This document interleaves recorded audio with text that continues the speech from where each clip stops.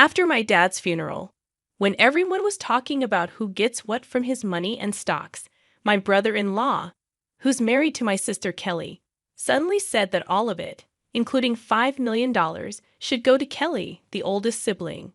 My sister and brother-in-law were happy, but the lawyer told them they couldn't just decide that. My name's John Watson. I'm 42, work in sales, and have a wife and 2 kids. My dad owned a big part of a company, and even though he was old, he still worked. My sister Kelly, who's older than me, has always been a bit of a problem for our parents with her bad behavior. My sister, who's now in her middle years, still doesn't have a steady job and just lives her life however she wants. I've never really liked her, so I've always kept my distance. Then, when she turned 50, out of the blue, she brings home this guy and says, "I'm getting married." The guy, Chris Adams, is younger and good-looking, but he's pretty lazy and not very pleasant. My sister starts asking Dad for money for the wedding like it's no big deal. She blows through the cash real quick and then has the nerve to ask for more, which really upsets Dad. She figures she'll inherit everything eventually, so why not? I just watch her with a cold stare. Less than a year after she gets married, Dad has a heart attack while playing golf and passes away a few days later. It hits me hard, and I feel really sad. The sudden news of Dad's passing shocked all his friends, and our phones wouldn't stop ringing with condolences. But I couldn't just sit there and cry. I took charge, helping my stunned mom with all the arrangements for the funeral. As usual, my sister was nowhere to be found, off doing her own thing. After the funeral, utterly exhausted, Mom and I finally got a chance to catch our breath. But the very next day, a lawyer showed up at our door to talk about Dad's will. Mom and I already knew what was in it, but my sister and her husband barged in, clueless about the whole thing, and dropped a bombshell. All of Dad's stocks and the $5 million inheritance will go to my wife, the oldest daughter. So, hands off. Mom and I were speechless at their audacity. "We did it, Kelly. Now we're set for life," cheered my brother-in-law, fist pumping with joy. The lawyer, clearly surprised, spoke up, "Hold on a minute." As my sister glared, the lawyer gave them a stern look and said, "Kelly, you're not entitled to any inheritance."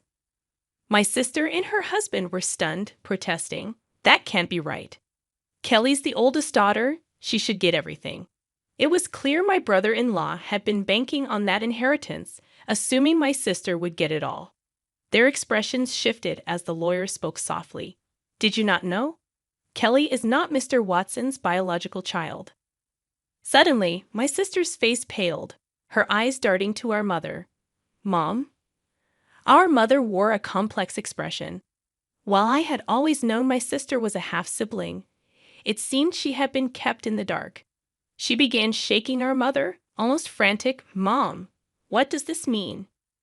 "Kelly, you're from my previous marriage," our mother muttered, shaken by my sister's grip. My sister, who had often teased me about being the favorite child, now wore a stunned expression. "But if she was legally adopted, she should still have inheritance rights," my brother-in-law interjected, his voice rising. "Isn't that so, Kelly?" "Yes, that's what I thought," my sister replied, but our mother shook her head. There had been no legal adoption. Both my sister and brother-in-law seemed incredulous. "That can't be. I'm the oldest daughter. Even Dad said so." My sister's anger turned towards me. "I won't let you take everything," she snapped, to which I responded, irritated by her entitlement. "After all the support Dad gave you, you still say that? Be quiet." "I'm his rightful heir." My sister and brother-in-law protested. But what's wrong with a father supporting his daughter? I sighed, feeling the weight of the situation. While it's normal for parents to support their children, my sister had been using my father's money to settle debts and deal with various troubles. Mrs. Watson, John, who had been silent until now, suggested, "Why don't we let Kelly see the will too?" "The will?" "I have no idea about that," my sister panicked, although it was her own fault for not paying attention. Dad wanted us all to discuss the will's contents when he made it. But my sister brushed it off and went out to play instead. When I pointed this out, my brother-in-law gave her a fierce glare. What were you thinking? This was important. Faced with the question of what to do next, they agreed to hear it. The lawyer then revealed Dad's will, stating clearly that the inheritance was for me and my mother. It also explained why Dad didn't adopt my sister. Initially, he intended to, but he grew disappointed with her behavior towards me, her half-brother, and her reckless spending as she got older. So, I actually have no inheritance rights. Realizing this, my sister was stunned. Damn it! What now? Suddenly, my brother-in-law raised his voice, accusing, "You lied to me. You said you had money." His demeanor turned aggressive, leaving my mother and sister shocked. But I wasn't surprised. My brother-in-law had often shown his greed. Perhaps he even married my sister for her money. "Kelly, don't come back until you've got some money," he commanded. "Wait, Chris? What do you mean? I thought I was going to be wealthy. What a letdown." Roughly pushing past my sister, my brother-in-law stormed out of the room. Left behind, my sister glared at us, her face red with anger, and cried out to our flustered mother, "Mom, why didn't you have me adopted? It's not fair that only you get the inheritance. I should have gotten something too. But you didn't handle it right. This is awful, Mom," she sobbed, making a scene. I was taken aback by her outburst, but the lawyer seemed unfazed, perhaps accustomed to such drama. "Why does he get everything?" "Because I'm Dad's son," I responded, and my sister's eyes filled with anger as she lunged at me, shouting, "You! It would have been better if you were never born." I thought to myself that even if I hadn't existed, Dad would likely have made the same decision given my sister's character. Before I could say anything, the lawyer calmly intervened. "Kelly, if you continue like this, it will involve the police," making my sister flinch, possibly recalling her past shoplifting incidents. "Kelly," our mother called out, tears in her eyes. 6 months had passed, and the inheritance proceedings went smoothly without any hiccups. Though my sister and brother-in-law grumbled for a bit, the lawyer's efficient management left them with no room to meddle. My mother gave my sister some money, but I refrained from commenting on it. What bothered me most was their sudden disappearance with the funds, displaying their blatant gold-digging behavior, which left a sour taste in the mouths of our relatives who were aware of the situation. One day, I took my mother, wife, and daughter out for a meal. Thanks to my wife's suggestion, my mother, who had been somewhat withdrawn since Dad's passing, seemed more cheerful in the company of her adorable granddaughter. "Hey, Mom, why don't you come live with us?" I proposed. "But you know Kelly might drop by sometimes. She only shows up when she needs money, right? Don't be too accommodating with her," my mother hesitated. Her reluctance was understandable, given that my sister is her biological daughter. Plus, if our family moved into the family home, my sister might stir up trouble again. Respecting her concerns, I simply asked her to think it over as I drove towards the family home to drop her off. As we pulled up, we noticed lights on in the supposedly empty house. It wasn't the time for the helper to be there, so maybe my sister had returned. With that in mind, I parked the car in the garage. "Let's pop in for a quick coffee," I suggested. As we stepped out of the car and headed towards the entrance, a car suddenly swerved towards us, narrowly missing us. Reacting to my daughter's cry, I instinctively shielded my wife. Ouch! Thankfully, the car only grazed me, but I was thrown into a nearby flower bed, taking a hard knock. The car came to a halt after hitting the garage entrance. "Are you all right, honey?" My wife and daughter rushed over to help me up, while my mother stood trembling at the entrance, understandably shaken. Panic ensued. I was rushed to the hospital by ambulance and had to stay overnight. Later, I learned that the driver was Chris Adams, my brother-in-law. He claimed to the police that he mistook the accelerator for the brake, but I doubted his explanation. When my mother and sister visited me in the hospital, my sister looked at me coldly and remarked, "You're surprisingly resilient, aren't you?" I couldn't help but think that if I had been seriously injured, my mother would have inherited everything. "Too bad for you," I said with a smirk. My sister visibly tensed. "You were counting on it, weren't you?" I noticed her discomfort as she looked away. Well, Mom told me she plans to waive her inheritance from me, so causing such an accident was pointless. My sister seemed taken aback by this revelation. It appeared incomprehensible to her that someone would refuse what they could inherit. I have a wife and kids, so Mom asked me to pass it on to them. That's what parents do. But, my sister stuttered.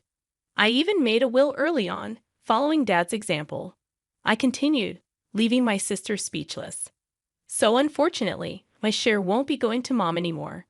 My sister trembled and shook as she stared at me. Can't you at least give me some? There's $5 million, right?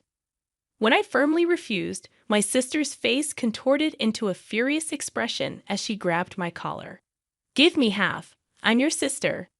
I regarded her with pity as she continued to scream in an unsettling tone, perhaps driven to madness by the prospect of the inheritance. Don't you realize that your greediness would disappoint Dad? My sister's face flushed with anger as she reached for my throat. Kelly, what are you doing? My mother returned, her voice raised, as nurses arrived to escort my sister out. Although my mother seemed inclined to defend my sister, it was clear that my sister had directed insults towards her too. Where did I go wrong in raising her? It was heartbreaking to hear my mother say this with sadness in her voice. Shortly after, my mother fell ill. As her condition worsened, my wife and I stepped in to assist with transportation and household tasks at the family home. This seemed to upset my sister, likely because she had encountered my wife during her visits to ask for money or had heard about our help from our mother. One day, my sister called me abruptly. From now on, we'll take care of Mom. You two don't need to come, she declared. What's this all about? I tried to reason with her, but my sister didn't listen and hung up, claiming it was already decided. I confirmed with my wife, who had received the same message and been dismissed. Concerned about my sister's lack of experience in caregiving or household duties, I quickly reached out to my mother. Surprisingly, my brother-in-law had some caregiving experience. At that point, my mother was still quite independent, so it seemed manageable for the time being. I felt a bit relieved. However, within a month, my mother was rushed to the hospital by ambulance due to a medication dosage error. She appeared alarmingly frail when we arrived. The doctor was puzzled. My mother had never made such a mistake before. While my wife stayed with her, I went back to the family home, which was in disarray. The fridge was empty, despite my mother's love for cooking, and it seemed the hired help had been canceled without discussion. I felt ashamed for even considering trusting my sister and was furious. A significant amount of money had been withdrawn from my mother's bank account, even though her bank card and PIN were secured in the safe. Thankfully, the account containing the inheritance was untouched in a safe deposit box. But most of the funds allocated for living expenses were gone.